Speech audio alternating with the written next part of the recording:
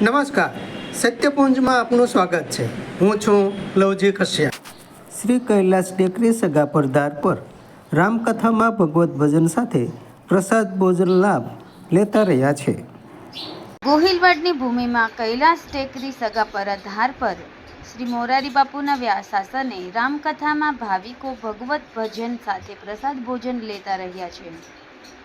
શ્રી મોરારી બાપુના વ્યાસાસને ગોહિલવાડની ભૂમિમાં શ્રી કૈલાસ ટેકરી સગાપરા ધાર પર શ્રી મોરારી બાપુના વ્યાસાસને રામકથામાં સંતો મહાનુભાવો સાથે ભાવિકો ભગવત ભજન સાથે પ્રસાદ ભોજન લાભ લેતા રહ્યા છે. શ્રી કૈલાસ ટેકરીના શ્રી લાલગીરી બાપુ, ગુરુ શ્રી વિજયગીરી બાપુ તથા સેવક સમુદાયના શુભ સંકલ્પ આયોજન સાથે આ રામકથામાં શ્રી મોરારી બાપુએ સાચો ધર્મ વર્તમાન બતાવે, એકબીજાને કાપે તે ધર્મ ન કહેવાય તેમ ટકોર કરતા વિવિધ પ્રસંગ સંવાદ સાથે કથા પ્રવાહ આગળ વધાર્યો હતો. રામકથામાં જૈન મુનિ શ્રી હાર્દિક રત્નસુરીશ્વરજી મહારાજ સાથે અન્ય આચાર્ય ભગવંત શ્રીઓ જોડાયા હતા અને વ્યાસપીઠ પર શ્રી મોરારી બાપુને ગ્રંથોની ભેટ અર્પણ કરી હતી. જાણીતા ભજનિક કથાકાર શ્રી મહાવીરદાસ અગ્રાવત દ્વારા શ્રી મોરારી બાપુના આગ્રહથી સુંદર ભજન વાણીનો પણ સૌને લાભ મળ્યો.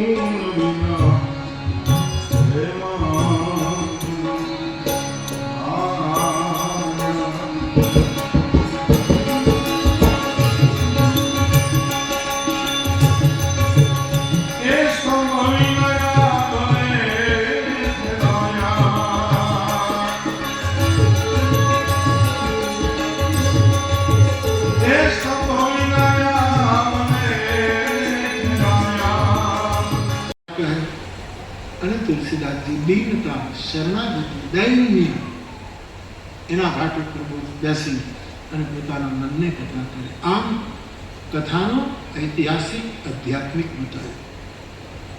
શરણાગતિને કાઢે. પહેલા તો જેને કથા શરૂ કરી હોય ને પહેલા શરણાગત જ થવું. શરણાગતિ વગર કથાનો આરંભ. મંગલાચરણ પછી પહેલા શરણાગતિ. તુલસીદાસજી શરણાગતિથી કથાનો આરંભ કરે છે અને પ્રયાગમાં આપણને લઈ જાય. તુલસીદાસજી ભરદ્વાજ ઋષિના આશ્રમનું વર્ણન કરતા ચોપાઈમાં લખે છે.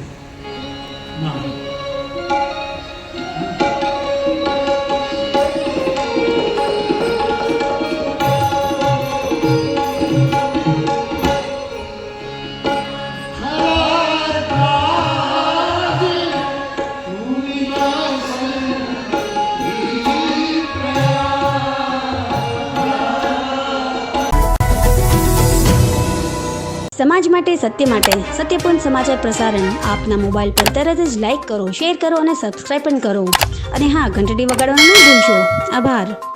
સમાજ માટે સત્ય સાથે સત્યપુંજ.